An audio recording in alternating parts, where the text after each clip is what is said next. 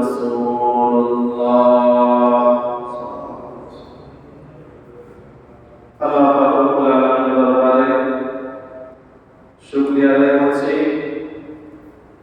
আল্লাহ পাক রব্বুল আলামিন আমাদেরকে পবিত্র জিলকদ মাসের তৃতীয় জুমায়, আজকে জিলকদ মাসের 15 তারিখ, জিলকদ মাসের আজকে কয় তারিখ ভাই? 15 তারিখ। আরবি তারিখ জানা এটা ফজরের পায় ফরজ। যদি জিজ্ঞেস করা হতো হয়তো আমরা অনেকেই পারতাম না, জানি যে আমি আজকে কত তারিখ। আজকে জিলকদ মাসের 15 তারিখ। কয় তারিখ আছে? 15 তারিখ। তৃতীয় জুমাতে আল্লাহ পাক রব্বুল আলামিন আমাদেরকে আল্লাহ পাকের পাক দরবারে মসজিদে আসা, বসা, পড়া, শোনা তৌফিক দান করেছেন। সেই রব্বুল ইজ্জত ওয়াল জালাল পাক দরবারে লাখো কোটি শুকর আদায় করি। সকলে বলি আলহামদুলিল্লাহ। রব্বানা লাকাল হামদ হামদান কাসীরান তাইয়িবান মুবারাকান ফীহি। হজের মৌসুম চলতেছে, আল্লাহর বান্দারা বাইতুল্লাহর দিকে পঙ্গপালের মতো ছুটে চলতেছে। বিভিন্ন পৃথিবীর প্রান্ত থেকে আল্লাহর প্রেমে মত্ত হয়ে আল্লাহ পাকের প্রেম ভালোবাসাকে প্রকাশ করার জন্য বাইতুল্লাহ মুসাফির হয়ে যাচ্ছেন অনেকে। আলহামদুলিল্লাহ, অনেকে হয়ে যাবেন। আল্লাহ তাআলা সকল হাজী সাহেবদের এই হজকে কবুল ফরমান। সকলে বলে আমিন। আল্লাহ তাআলা আমাদেরকেও আল্লাহর ঘরের বাইতুল্লাহর মুসাফির হিসেবে কবুল ফরমান। সকলে বলে আমিন। আমরা গত জুমায় আলোচনা করেছিলাম বাইতুল্লাহ নির্মাণের ইতিহাস। খানায়ে কাবা, যে খানায়ে কাবাকে ঘিরে তাওয়াফ করা হবে, হজ পালন করা হবে, ওই খানায়ে কাবা তৈরির একটা ইতিহাস আছে। বলেছিলাম যে হযরত ইব্রাহিম আলাইহিস সালাতু ওয়াস সালাম এই খানায়ে কাবাকে নির্মাণ করেছিলেন। তিনি নির্মাণ করে কি করেছিলেন? দোয়া করেছিলেন। আল্লাহ তাআলার কাছে কি করছেন? দোয়া করছেন, রব্বানা তাকাব্বাল মিন্না ইন্নাকা আনতাস সামিউল আলিম। হে আল্লাহ, আপনি আমাদের পক্ষ থেকে আমাদের এই আপনার ঘর নির্মাণ করা এই আমলকে কবুল ফরমান। যে কোনো ভালো কাজের পরে আল্লাহর কাছে সেটা কবুল করার জন্য দোয়া করা এটা মুস্তাহাব।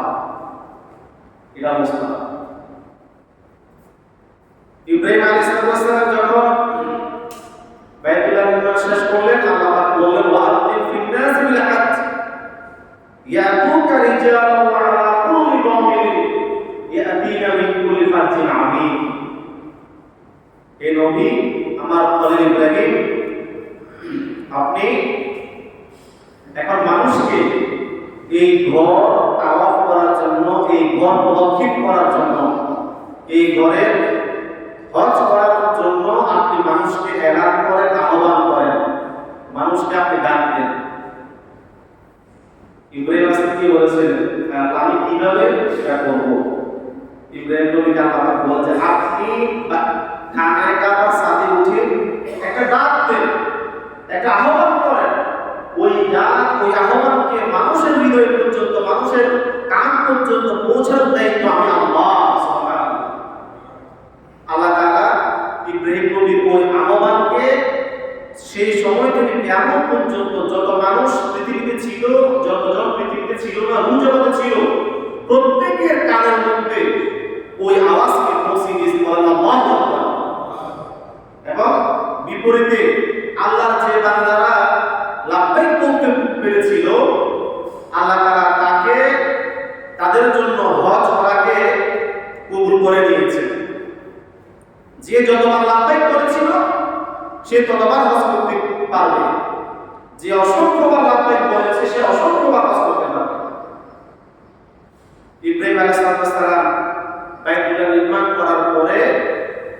কঙ্কর, কিছু পাথর এখনো বাকি রয়ে গেছে।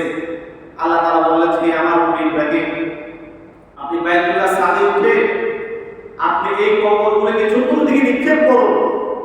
আমি আপনার এই কঙ্করগুলিকে, এই বালি কঙ্করগুলিকে আমি পৃথিবীর আনাচে কানাচে আমি ছড়িয়ে ছিটিয়ে দিব। যত জায়গা থেকে এই বালির এই কঙ্কর গিয়ে পড়বে সেই জায়গাতে আমি আমার একটা বাইতুল্লাহ নির্মাণ করিয়ে ছাড়বো। বলেন না সুবহানাল্লাহ।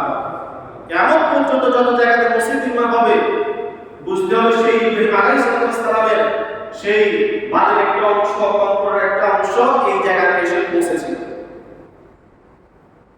এত দূর থেকে হাজারো মাইল দূরে এই বালিকে, এই কঙ্করকে এই পর্যন্ত নিয়ে এসেছেন তিনি কে? আল্লাহ। আল্লাহ তাআলা এটা পৌঁছে দিয়েছেন।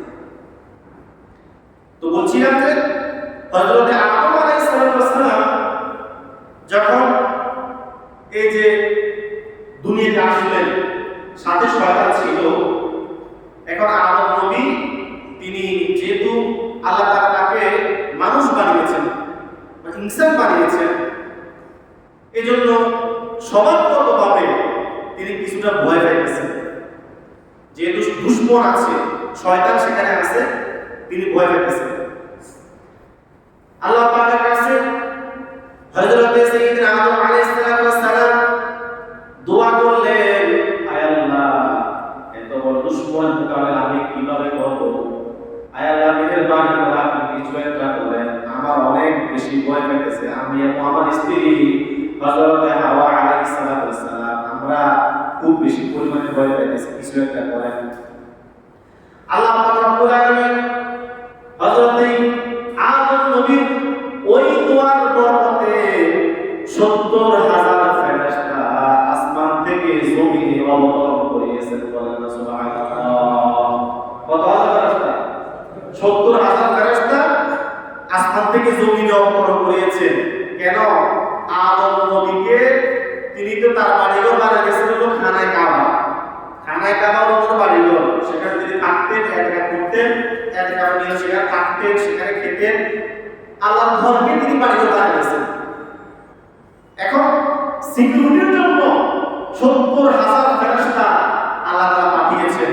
তারা যত দূর পর্যন্ত যে পরিমাণ এরিয়া নিয়ে তারা আদম এবং হাওয়াকে প্রটোকল দিয়েছেন, সিকিউরিটি নিশ্চিত করেছেন, ওই পরিমাণ জায়গাতে শয়তান আর ঢুকতে পারে নাই। শয়তান আর ঢুকতে পারে নাই। শয়তানের প্রবেশ ওই জায়গার মধ্যে হারাম করে দেওয়া হয়েছে। কি করা হয়েছে?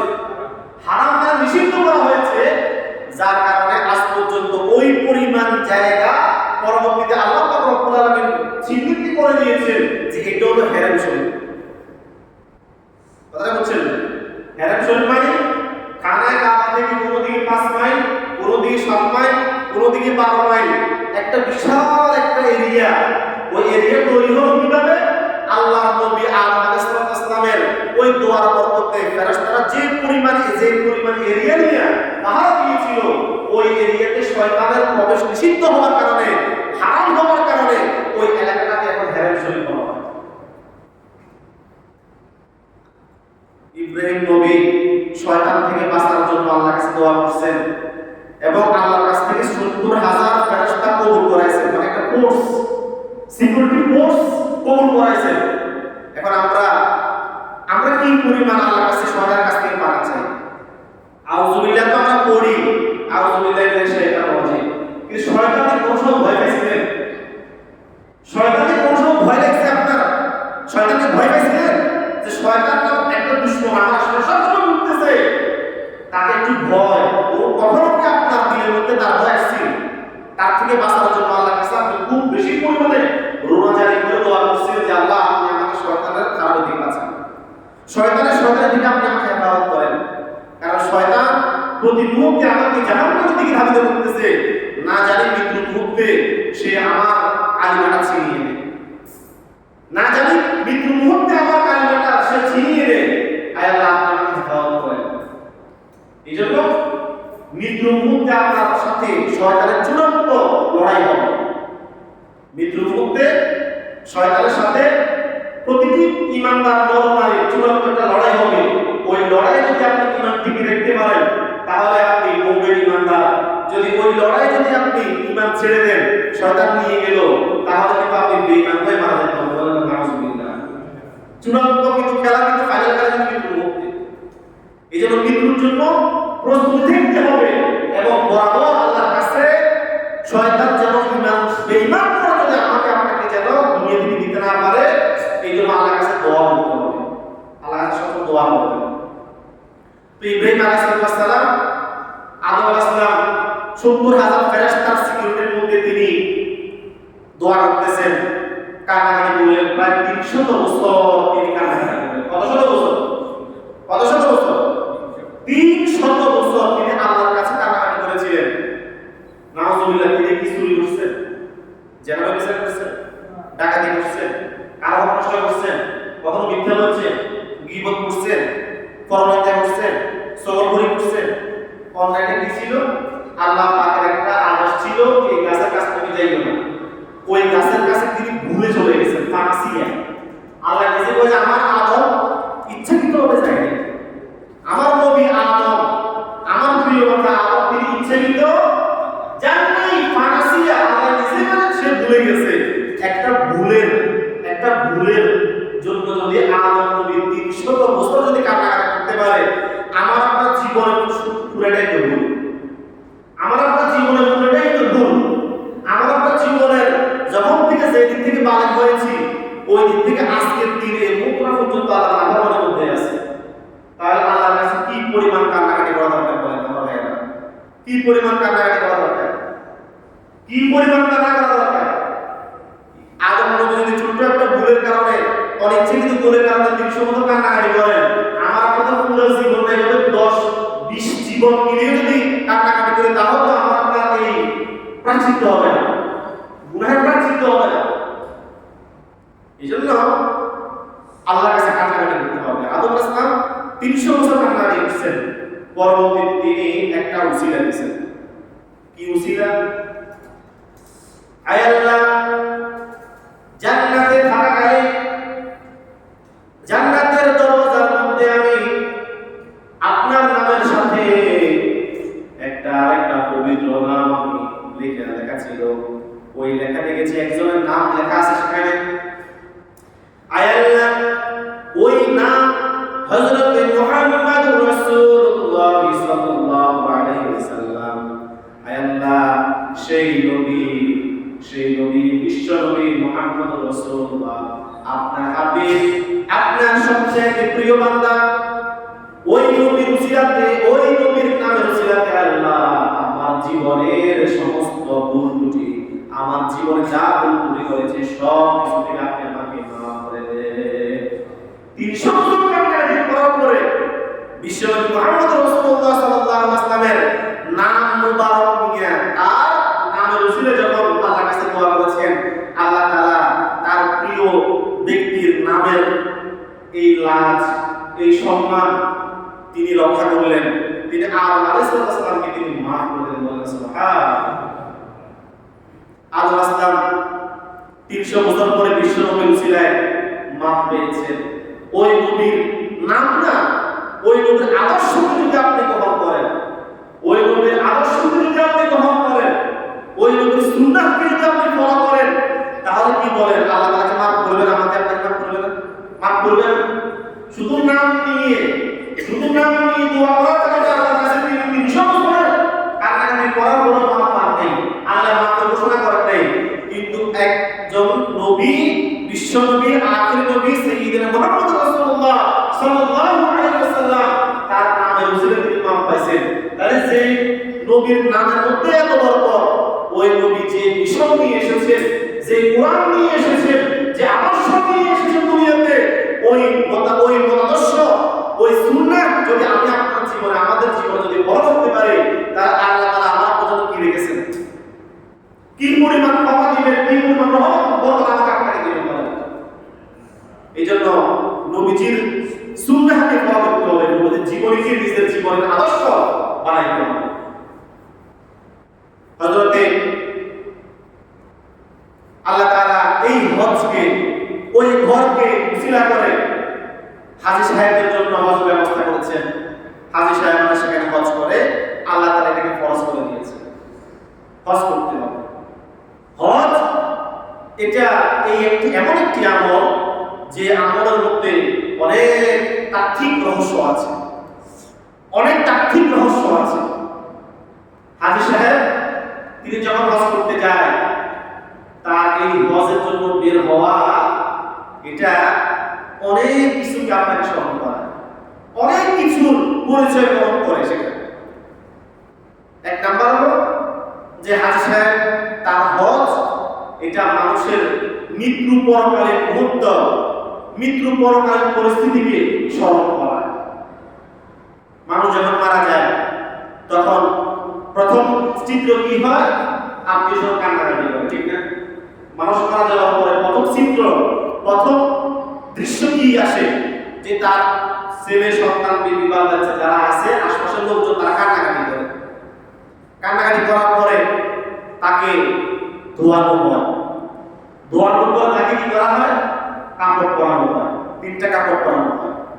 এরপরে খাটিয়ে উঠানো হয়, খাটিয়ে উঠিয়ে তাকে আতর খুশবু লাগানো হয়, তাকে কবরের দিকে নেওয়া হয়, কবরের দিকে নিয়ে গিয়ে সেখানে তাকে রেখে আসা হয়।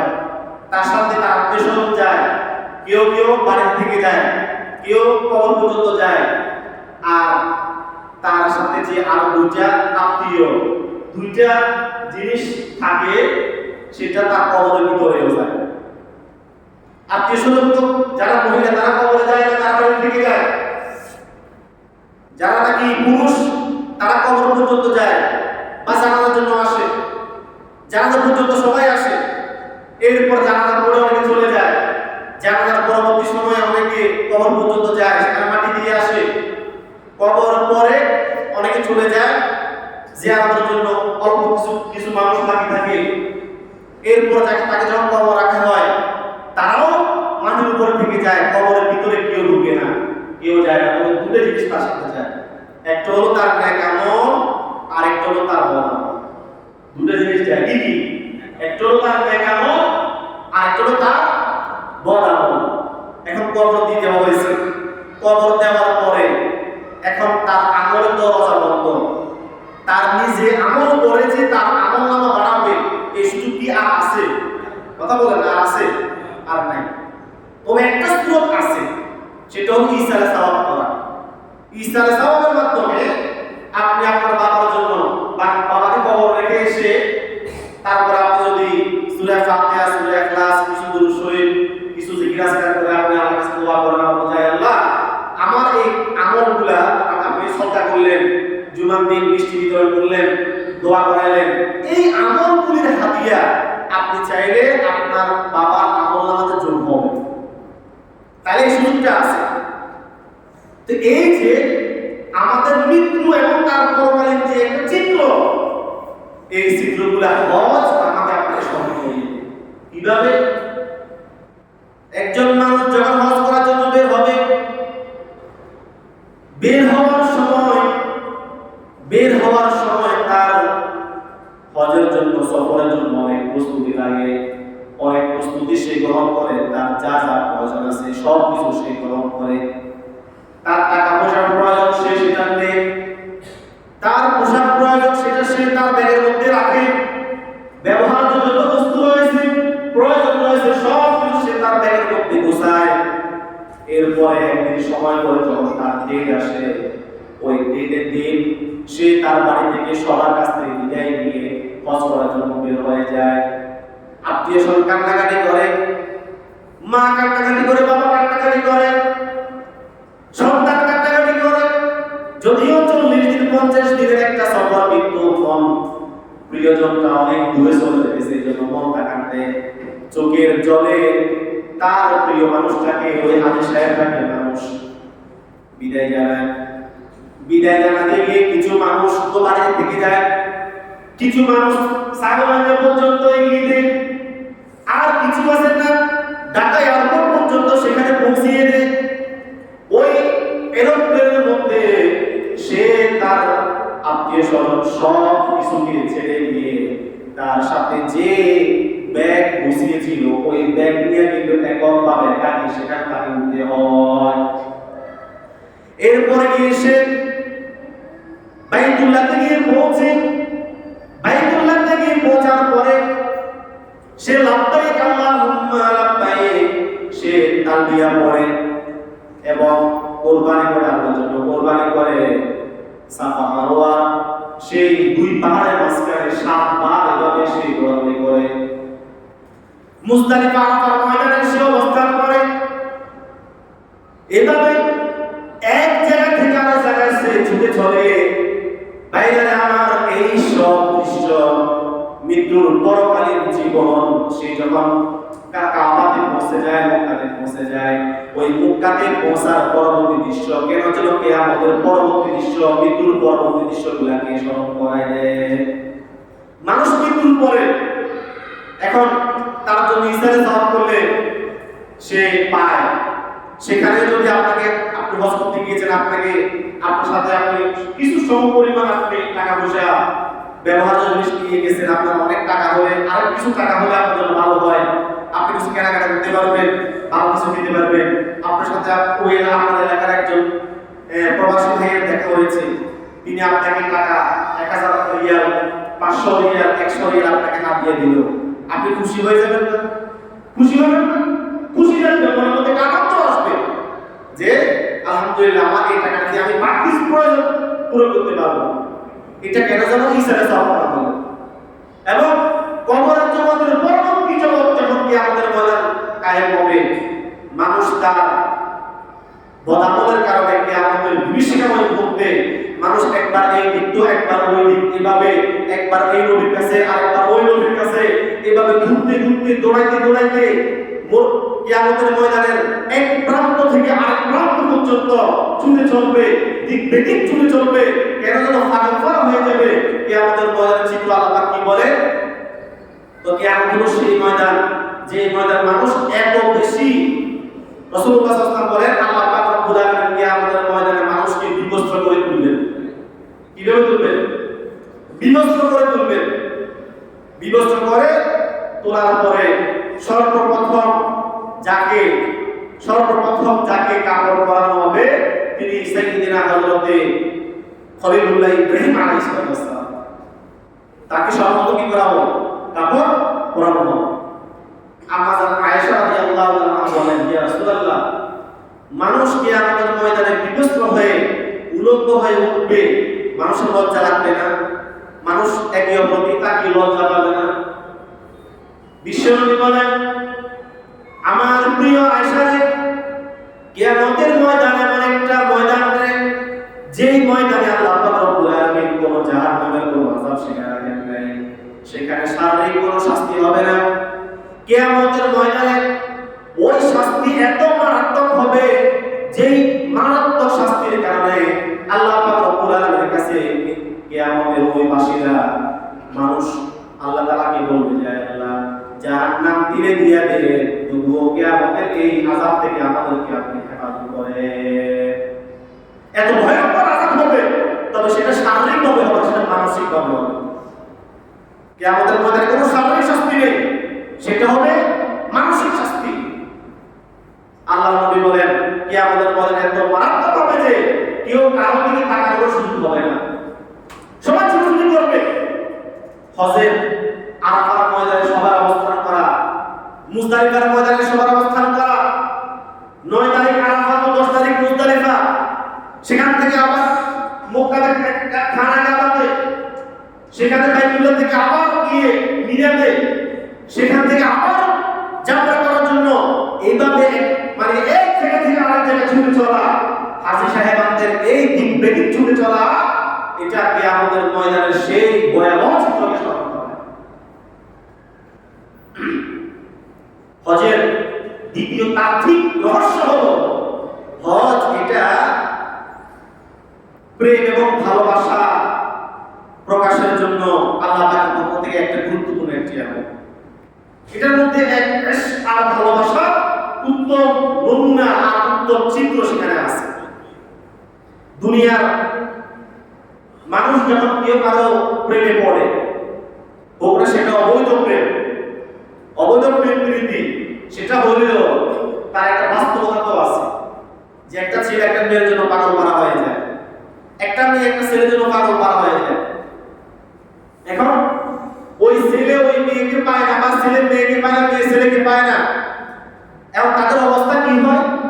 তো তাদের অবস্থা হয় যে ছেলেটা দেবদাস পাগলের মতো সে রাস্তা রাস্তা হাঁটে, ওই মেয়ের তার প্রেমিকা, তার মাহবুবা, তার প্রেমিকার সঙ্গে তাকে পাচ্ছে না, এই বিরহে সে পাগলের মতো রাস্তা হাঁটে।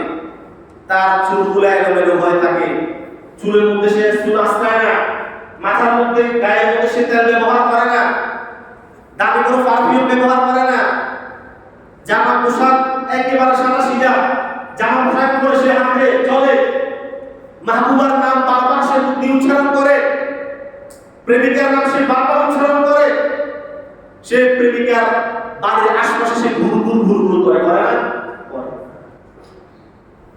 এবং প্রেমিকার বাড়ির কুকুর দেখলেও তার কাছে খুব আপন মনে হয়, প্রেমিকার বাড়ির কুকুরকেও সে তার খুব আপন মনে করে।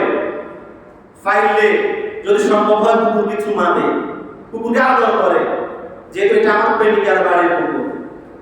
প্রেমিকার বাড়ির গাছের পাতাকে খুব আপন মনে হয়, গাছের ছায়াটাকেও খুব শীতল মনে হয়, পাগল পারা হয়ে যায়। আল্লাহ পাক রব্বুল আলামিন এই হজ এমন একটি আমল, যে আমলের মাধ্যমে আল্লাহর বান্দারা আল্লাহ পাকের জন্য প্রেম ভালোবাসা প্রকাশের জন্য সর্বোত্তম চিত্র, সর্বোত্তম আকার ধারণ করতে পারে। ঘর থেকে যখন বের হয়, নিয়ম তো হলো ইহরাম ঘর থেকে বের হওয়ার সময় পরিধান করা। যেহেতু ইহরাম পরিধান করলে অনেক বিধিবিধান চলে আসে, এই জন্য আমরা প্লেনে ওঠার সময় আমাদের হাজি সাহেবরা প্লেনে ওঠার সময় ইহরাম বাঁধে, ইহরাম পরে, ইহরাম কাপড় পরে। না হয় নিয়ম, কিন্তু বাড়ি থেকে বের হওয়ার সময় ইহরাম কাপড় পরিধান করে বাড়ি থেকে বের হওয়ার নিয়ম। আমরা পারি না, এই জন্য আমরা ওই সাত, যেটা সাত রুকসত, ওটাকে আমরা গ্রহণ করি। প্লেনে ওঠার আগে আমরা ইহরাম করি।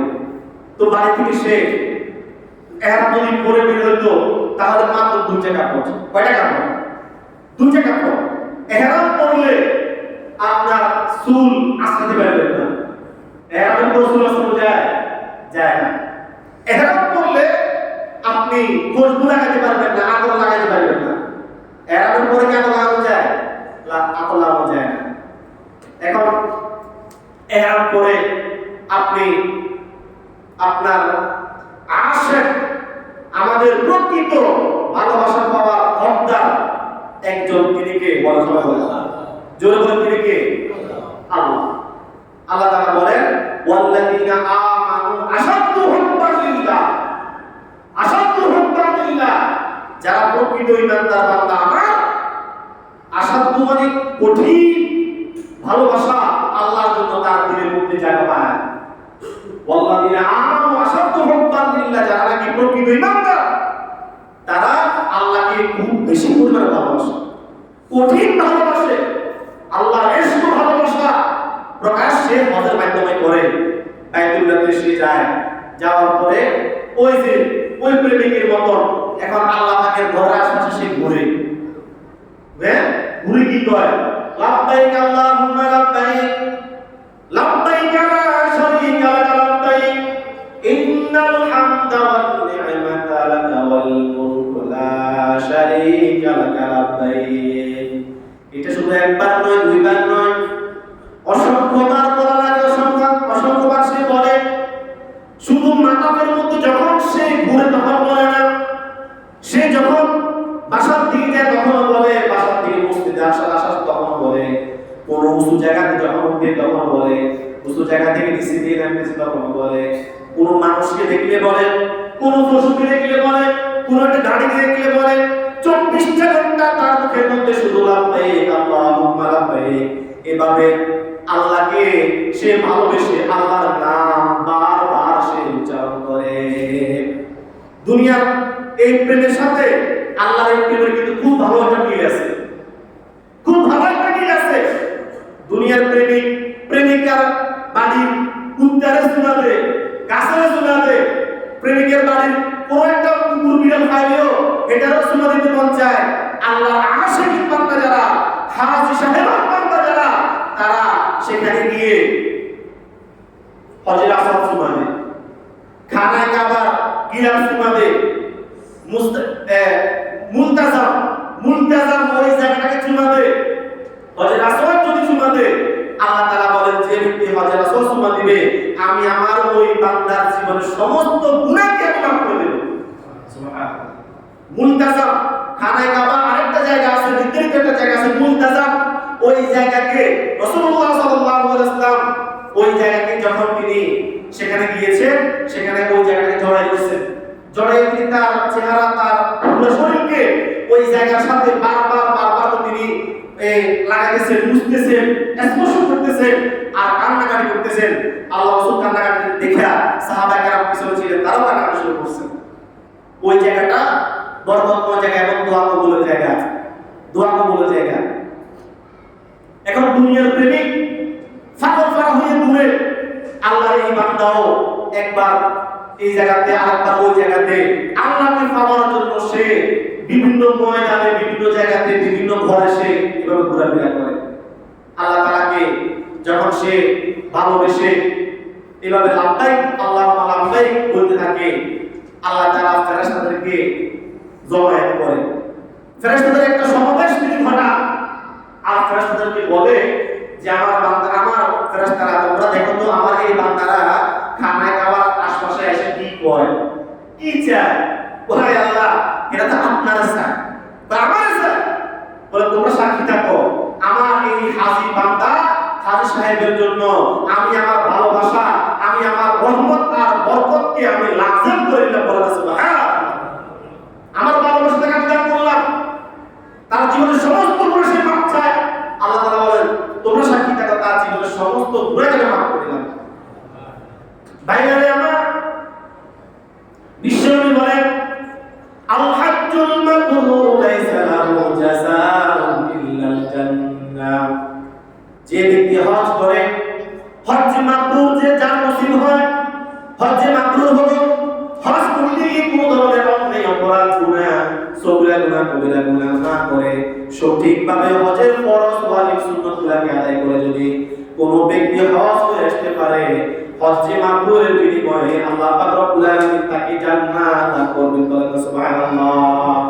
এবং যে ব্যক্তি হজ করে আসে রাজাআ কায়াউমিন ওয়ালাদাতহু উম্মুহু, সে যখন হজ করে বাড়ি থেকে ফিরতেছে তো ওই ব্যক্তি বাড়িতে এমন ভাবে আসে যেন আজকের দিনে তার মা তাকে দুনিয়াতে প্রসব করেছে। একদম একজন নবজাতক বাচ্চা সে যেই দিন দুনিয়াতে আসে তার আমলনামার মধ্যে কোনো গুনাহ থাকে? বলে না কোনো গুনাহ থাকে? কোনো গুনাহ বাকি থাকে না। একবার মাসুম নিষ্পাপ হয়ে সে তার মায়ের পেট থেকে দুনিয়াতে আসে। হাজী সাহেবও মক্কা থেকে ফেলে উঠছে সে যে বাড়ি থেকে আসতেছে, আল্লাহ রাসূল কয় রাজাআ কায়াউমিন ওয়ালাদাতহু উম্মুহু, সে ফিরে আসলো যে এমন ভাবে ফিরে এসেছে যে আজকে যেন তার মা তাকে দুনিয়াতে প্রসব করেছে, মানে সে মাসুম নিষ্পাপ হয়ে যায়। সুবহানাল্লাহ। এজন্য আমার ভাইরা হজ এটা আল্লাহ পাকের প্রেম এবং ভালোবাসাকে স্মরণ করায়। আল্লাহ রুমি রহমাতুল্লাহ আলাইহি মাসতুর শরীফের মধ্যে একটা ঘটনা নিয়ে আসছেন যে আমরা তো আল্লাহ পাককে দেখি নাই। আল্লাহ পাককে আমরা দেখছি কি? কথা বলেন দেখছি? আমরা আল্লাহ পাককে দেখি নাই, তো যাকে দেখি নাই তার উপরে কি পড়া যায় না? কথা বলেন না? আপনি একটা মেয়ে জীবনে দেখেন নাই, তার প্রেমে আপনি কিভাবে পড়বেন? যাকে দেখি নাই তার প্রেমে কিভাবে পড়বো? এটা একটা কিছু প্রশ্ন, জটিল একটা নাস্তিকের পক্ষ থেকে একটা প্রশ্ন যে আল্লাহর দেখে নাই ওই আল্লাহর প্রেম নাকি তারা মক্কায় গিয়ে প্রকাশ করে? আল্লাহর না দেখলে আবার প্রেম কেমনে আসে? আল্লামা রুমি রহমাতুল্লাহ আলাইহি মাসতুরের মধ্যে খুব সুন্দর একটা ঘটনা উল্লেখ করেছেন।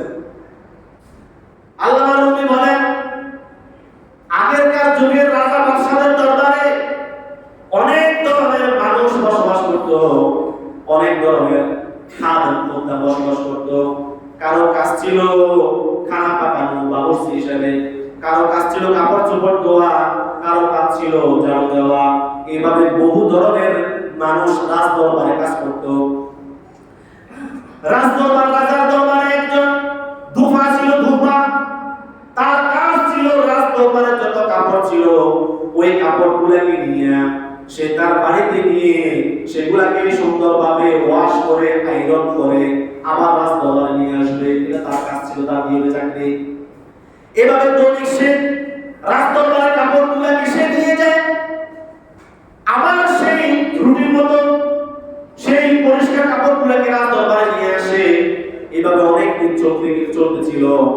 ওই ধুপার একটা ছেলে ছিল, তরুণ যুবক একটা ছেলে, যে নাকি ওই বাবার কাজে সহযোগিতা করত, বাবাকে সহযোগিতা করত। ওই ছেলে রাজ দরবারের কাপড়গুলোকে দেখতেন। রাজ দরবারে কোন কাপড়টা রাজার, কোন কাপড়টা রানীর, কোন কাপড়টা রাজকন্যার, রাজপুত্রের, এগুলো সাধারণভাবে চিনা খুব সহজ। চিনা সহজ না? চিনা সহজ। এটা রাজার কাপড়, এটা রানীর কাপড়, এটা রাজকন্যার কাপড়, এটা রাজপুত্রের কাপড়, এগুলো চিনা খুব সহজ।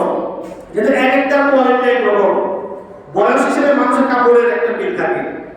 এখন ওই দুপার ওই ছেলে সে রাজকন্যা কাপড়গুলা দৈনিক দেখে দেখে দেখে দেখে দেখে সে রাজকন্যার প্রেমে পড়ে গেছে। রাজকন্যা কাপড়গুলা দেখে সে রাজকন্যার প্রেমে পড়ে গেছে। তার দিলের মধ্যে রাজকন্যার একটা ভালোবাসা আসছে। সে এই জন্য তার কাপড়গুলারে একটু আলাদাভাবে ধুইয়া, একটু আলাদাভাবে ওটাকে আয়রন করা গিয়া সেটা সে যত্ন সহকারে সে প্রতিদিন পাঠাইত। রাজকন্যায় এভাবে সব কাপড়গুলা তার সামনে, কিন্তু তার কাপড়গুলা একটু আলাদাভাবে ধোয়া, একটু আলাদাভাবে ইস্ত্রি করানো, আয়রন করানো, এটাও একদিন রাজকন্যা চিন্তা করলো। সেটা চিন্তা করে চাচাকে জিজ্ঞেস করলো, চাচা সবগুলো কাপড়ের ধোয়ার কোয়ালিটি এক, কিন্তু আমারগুলো ধোয়ার কোয়ালিটি আরেক, সবগুলো আয়রন করার চিত্র এক, আমারগুলো আরেক, এটার কারণটা কি? কয় মা, তোমার কাপড়গুলো, আমার একটা ছেলে আছে তরুণ যুবক, আমার ওই ছেলেটা তোমার কাপড়গুলোকে একটু আলাদাভাবে ভালোভাবে ধুইয়ে দেয়। ও তাই? বলে হ্যাঁ। এভাবে চলতেছে। এভাবে ওই ধোপার ছিল দৈনিক তার কাপড়গুলোকে খুব যত্ন সহকারে ধুয়ে রাজদরবারে পাঠায়, আর রাজকন্যাও তার কাপড়গুলোকে প্রতিদিন আলাদাভাবে দেখে, আর ওই ধোপার ছেলে তার প্রতি রাজকন্যারও দিলের মধ্যে একটা ভালোবাসা জন্ম হয়েছে। অথচ জীবনে কেউ কাউকে দেখে নেই। রাজকন্যা ওই যে ধোপার ছেলেকে দেখে নেই, ধোপার ছেলেও রাজকন্যাকে দেখে নেই। তাদের মধ্যে একটা অজানা এক ভালোবাসা কাজ করতেছে। দৈনিক এই ছেলেটা তার কাপড়গুলো দেখে দেখে দেখে তার বাড়ির আর কাপড়গুলোকে খুব যত্ন সহকারে ধুয়ে রাজ দরবারে পৌঁছায়, আর রাজকন্যাও ওই ছেলের এই ভালোবাসা মিশ্রিত, এই আন্তরিকতা মিশ্রিত এই চিত্রটা দেখে তার মনের মধ্যে দৈনিক দোপার ছেলের প্রতি তার ভালোবাসা রাখতেছে।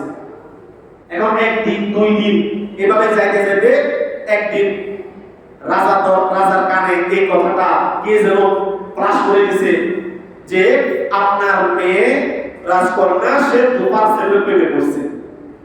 সাধারণভাবে তো এটা কখনো মেনে নেওয়া, এটা কখনো মেনে নেওয়া যায় না, কখনো মেনে নেওয়ার মতো না যে রাজদরবারের একটা মেয়ে, রাজদরবারের একটা রাজকন্যা সে সাধারণ একটা খাদেমের ছেলে, ধোপার ছেলে তার প্রেমে পড়বে, এটা কখনো মানা যায় না।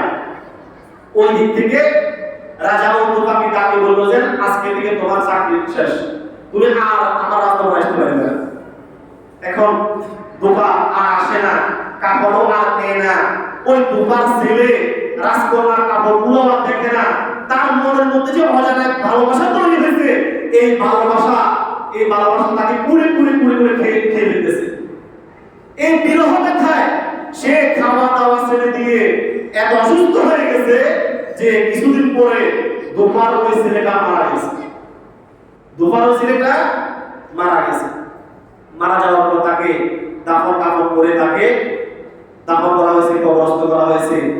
এই ছেলে মারা যাওয়ার ঘটনা রাজদরবারে রাজকন্যার কানে গেছে যে ওই ধোপার ছেলেটি নাকি তাকে ভালোবাসতো, তাকে না দেখে ভালোবেসে ফেলেছে, ওই ছেলেটা মারা গেছে, এই কথা শুনে রাজকন্যা খুব বেশি পরিমাণে কষ্ট পাইছে এবং সে অঝরে কান্নাকাটি করছে। সেদিকের মাধ্যমে ওই ভূপা চাচাকে খবর দিয়া একদিন খবর দিল, উপরে তার সাথে দেখা করলো, বললো যে চাচা আপনার কাছে আমি আর কিছু চাই না, আপনার কাছে আমার ছোট্ট একটা আবেদন যে আপনার ছেলের কবরের পাশে আমার একদিন রাত অন্ধকারে নিয়ে যাবেন, গোপনে আপনার ছেলের ওই কবরের পাশে আপনি আমার একদিন নিয়ে যাবেন। এখন ভূপায় করে এটা সম্ভব না, তুমি এত বড় রিস্কের দাবি আমার কাছে কিভাবে করতে পারলা? বলে চাচা আপনি এই কাজ আমার জন্য করতেই হবে। একদিন রাতের অন্ধকারে গোপনে ওই ভূপা রাজকন্যাকে তার ছেলের কবরের পাশে নিয়ে গেছে। ওই রাজকন্যা ওই ভূপার ছেলের কবরের পাশে যাইয়া সে তার আবেগকে কন্ট্রোল করতে পারে নাই, সে চিৎকার দিয়া ওই ভূপার ছেলের কবরের পাশে সে নিজেও মারা গেছে। আল্লামা রুমি রাহমাতুল্লাহি আলাইহি এই কথা এই ঘটনা উল্লেখ করে দুনিয়ার আল্লাহর ইমানদার বান্দাদেরকে বলেন, ও ইমানদার বান্দারা, যদিও জীবনে তুমি আল্লাহকে দেখো নাই, যদি আল্লাহর সাথে তোমার জীবন দেখা কখনো হয় নাই, কখনো হবেও না, কিন্তু আল্লাহ পাকের প্রেমে পড়ার জন্য, আল্লাহ পাককে ভালোবাসার জন্য আল্লাহ পাক তার অনেক আলামত, অনেক সৌন্দর্য তোমার আশপাশে ছড়িয়ে ছিটিয়ে রেখেছেন। তুমি যদি প্রকৃতপক্ষে আল্লাহর গোলাম হয়ে থাকো, আল্লাহর আশিক হয়ে থাকো, তাহলে তুমি আল্লাহর প্রেমে পড়ার জন্য অনেক অসংখ্য বস্তু রয়েছে। আল্লাহর প্রেমে পড়ার জন্য আসমান যথেষ্ট, আল্লাহর প্রেমে পড়ার জন্য গাছ-গাছালি যথেষ্ট, আল্লাহর প্রেমে পড়ার জন্য বেশি কিছু প্রয়োজন নাই। ওয়াফি আনফুসিকুম আফালা তুবসিরুন, বান্দা তুমি যদি নিজের মধ্যে শুধু চিন্তা করো, তাহলে আমার প্রেমে তুমি অনুভূত করে যাবে। তোমার মাথা থেকে পা পর্যন্ত কি পরিমাণ নিয়ামত দিছি, আর কি সুন্দর করে আহসানুল খালিকিন সর্বোত্তম চেহারা দিয়ে, সর্বোত্তম নকশা দিয়া তোমার যে আমি সৃষ্টি করছি, এই জিনিসটা চিন্তা করলে তুমি আমার প্রেমে পড়ে যাবে। এই জন্য হাজী সাহেব যারা, তারা আল্লাহ পাকের প্রেম এবং ভালোবাসা প্রকাশের জন্য নিজের সবকিছুকে ছেড়ে দিয়ে, স্ত্রী বিবাহ সবকিছু ছেড়ে দিয়া আল্লাহ তাআলার জন্য তারা খানায় কাবা প্রদক্ষিণ করে, আরাফার ময়দানে অবস্থান করে, মুজদালিফার ময়দানে অবস্থান করে, এইভাবে সে কেন আল্লাহকে খুঁজে বেড়ায়। আর আল্লাহ কয় যে আমারে খোঁজার জন্য এক পাও আগায়, আমি তারে খোঁজার জন্য দুই পাও আগায়। বলেন না সুবহানাল্লাহ। যে আমারে খোঁজার জন্য হেঁটে আসে, আমি তারে খোঁজার জন্য আমি দৌড়াইয়া যাই। সুবহানাল্লাহ। ওই আল্লাহর প্রেমে কখনো পড়েছেন কিনা, আল্লাহর ভালোবাসা দিলে কি মেরেছে কিনা? আল্লাহর প্রেম এবং ভালোবাসা অর্জন করা ছাড়া আমাদের আর কোনো উপায় নেই। প্রকৃত গোলাম তো সে যে নাকি মালিকের প্রেম ভালোবাসা, মালিকের প্রতি যা মহব্বত সৃষ্টি হয়, সে হলো প্রকৃত মহব্বতকারী, সে হলো প্রকৃত গোলাম। আল্লাহ তাআলা আমাদের সকলকে আল্লাহ পাকের প্রকৃত গোলাম হয়ে যেন আমরা মরতে পারি, এবং মৃত্যুর একদিন আগে হলে যেন খানায় কাবাতে গিয়ে লাব্বাইক আল্লাহুম্মা লাব্বাইক বলে আল্লাহ পাকের প্রেম এবং ভালোবাসা প্রকাশ করতে পারি। আল্লাহ তাআলা আমাদের সকলকে তৌফিক দান করুন। সকলে বলে আমিন। ওয়া আখিরু দাওয়ানা আলহামদুলিল্লাহি রাব্বিল আলামিন। ওয়াসসালামু আলাইকুম ওয়া